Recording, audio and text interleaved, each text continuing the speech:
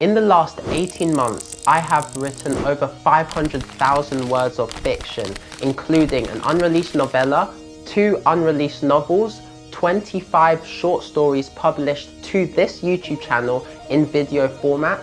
In this video, I'm going to go through 3 techniques that I actually use in my writing to open chapters in the best way possible to immediately captivate your readers. And I'm going to make these techniques as actionable as possible so that you can immediately implement them in your own writing.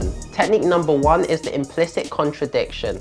So, our human brains are wired to notice what is wrong before we notice what is right. It is biology. Humans are made to survive and produce offspring. We are more likely to notice in a situation consciously when something is not right, when something is wrong, even if it's not explicitly stated or obvious, even if it's implied. And that immediately makes our nervous system go tense and we want to watch and figure out what actually is wrong. I like to use this to my advantage with an implicit contradiction to immediately hook the reader. The implicit contradiction, explained simply, is a statement on the surface is completely true and obvious. However, the way it is written implies that this obvious statement that should be true is not actually what is going on. I like to use this especially in the first chapter of a book, because think about it. The first page of your book is not just to start your book, it's actually a marketing device. It's what captures readers. If you're selling online,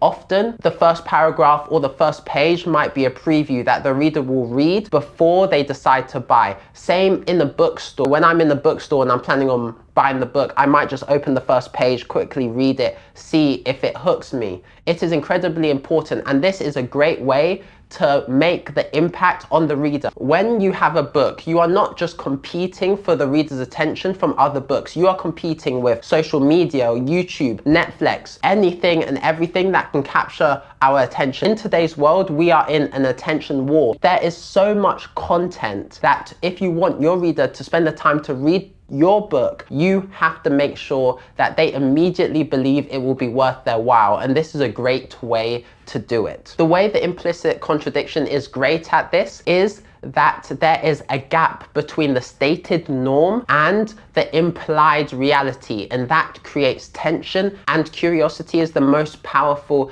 thing to create in the reader to make them want to keep reading. I'll give you an example so you can see how this works. This example comes literally from a book I am writing at this very moment, and I start the book with one short sentence: forests should never be silent. That's true, right? Forests aren't silent. During the day or night, there are animals, they're rummaging around, birds in the trees making noise, the wind whistling through the branches of the trees. Forests should never be silent. But me writing it in that way implies that perhaps this forest is silent, and that creates a question in the reader's mind. That's odd. Why is this forest silent? And immediately they want to continue reading to find out why, or even if the forest is silent. Now, I haven't said the forest is silent. It just so happens that in the story I'm writing, the forest is silent. That's why I use it. But I haven't said the forest is silent. If I had decided to start the book by saying the forest was silent, that's a different technique. That's starting with something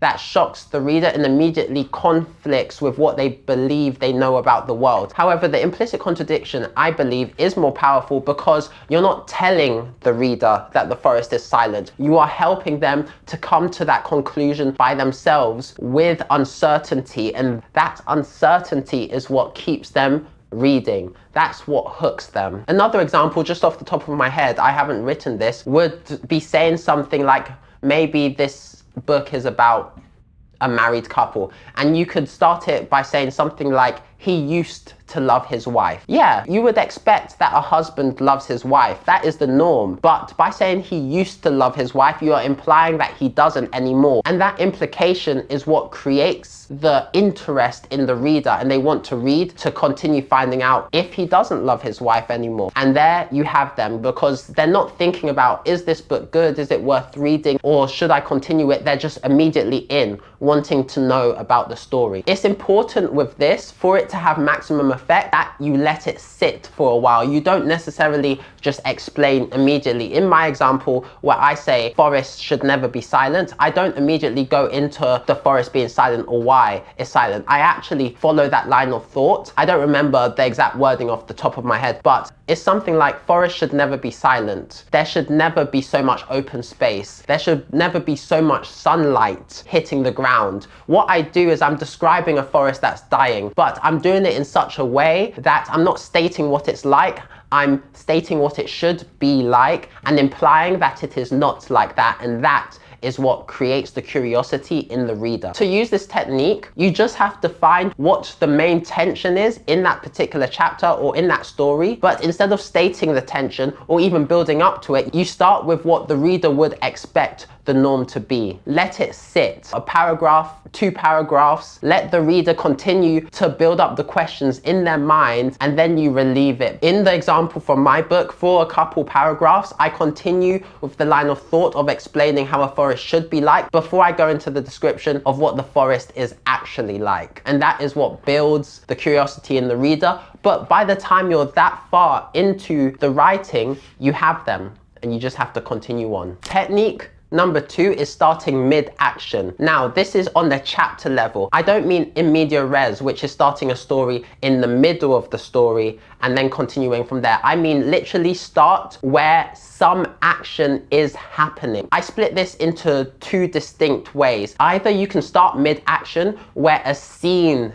is already underway, or you can start where a movement is underway. I'll give examples of both. So, the mid-scene version of this would be, for example, maybe you have a chapter that involves a football match. Instead of starting when the main character is at home and then they get ready, they get on the bus, they meet their team, they go to the stadium, and then they walk into the locker rooms and build up to the football match, you might start in the middle of the football match. That's on the scene level. You start in the middle of the football match and then you backfill the necessary exposition later. So if it's relevant to the story, what happened on the bus on the way, you start in the football match, and then as you move forward in the story, you fill in the necessary information from what happened on the bus. Using that same situation with the mid-movement version of this is, instead of starting in the character's thoughts as he's on the bus, you start perhaps mid-step of the main character stepping off the bus at the stadium. Literally starting with the step, that is mid-movement. The reason why this is a good way to start a chapter is because it creates momentum in the story. You're starting with something going on, even if it's small, even if it's as simple as someone moving their cup to the other side of the table. You're starting mid-action, and that creates momentum, which passes the information overload and just immediately pulls them into the scene. It's like you have a rope attached to the reader's attention and you're saying, yep, we're going. You can imagine it like you meet a friend, and instead of stopping to say hello to the friend and greet them, you just say, come on, we're going. You take their arm and you start walking with them, and then you start, hey, how are you doing, etc. That is how you can imagine this technique, the starting mid-action, and why it works. I like to use this especially when I want to start a chapter with a description, especially if the description is very in-depth and it has a lot of information. I might start that description with movement. For example, if the chapter starts with me describing a house, I might start that description with a bird landing on the house and then go on to describe the roof and then down to the windows and whatever. That's especially when I like to use this technique, but it can be used in any chapter you think it fits, or when you want to create momentum, pulling the reader into the story. The way you do this in your writing right now, look at your chapter and find when some movement or some action is being done, whether it's at the scene level of something happening within the scene, or if it's on a smaller character level where the character is literally just moving. Technique number 3 is what I like to call the false dawn. It's a more advanced and specific technique for a pretty specific situation. It's not so general, but when it's done well, it can be really, really good. A false dawn, its literal definition is when the sun seems to be rising. It usually happens like an hour before sunrise, where you see a light in the sky that appears to be coming from the east, and it's the sun rising, but then over time, the light dies down, and then later the sun actually rises. It's a phenomenon that happens in the world. There's also a figurative definition, which is when something appears to be going well or appears to be going right, but it really ends up being nothing or going badly. I like to use this when the story or this particular chapter is building up to something going very badly wrong, but I start the chapter where things seem to be going right. Now, this works especially well when you actually have a story that I like to call a car crash waiting to happen. So when you have the story building up and there's tension to something going wrong, and you've written in a way where the reader can see that something is going to go badly, and then particularly in the chapter when that bad thing that you've been building up to happens, you can start with a false dawn to give some false hope to the reader that they don't fully trust and they don't fully believe in, yet they want to believe in the hope. And then you rip it out from under them and the bad thing that you've been building up to happens. The perfect example of this is in A Song of Ice and Fire, book 1 of Game of Thrones, or season 1 of the Game of Thrones TV show. Slight spoilers for the first book or the TV show. I'll talk about the book, but the TV show follows the same story. But in the first book, I felt while reading it that Ned Stark as the Hand in King's Landing was a car crash waiting to happen. The way it was building, the way everything was happening, as I got further and further in the book, I could see, no, this is not going to end well for Ned Stark. However, when he is going to get executed, before that, there is a false dawn where he is told by,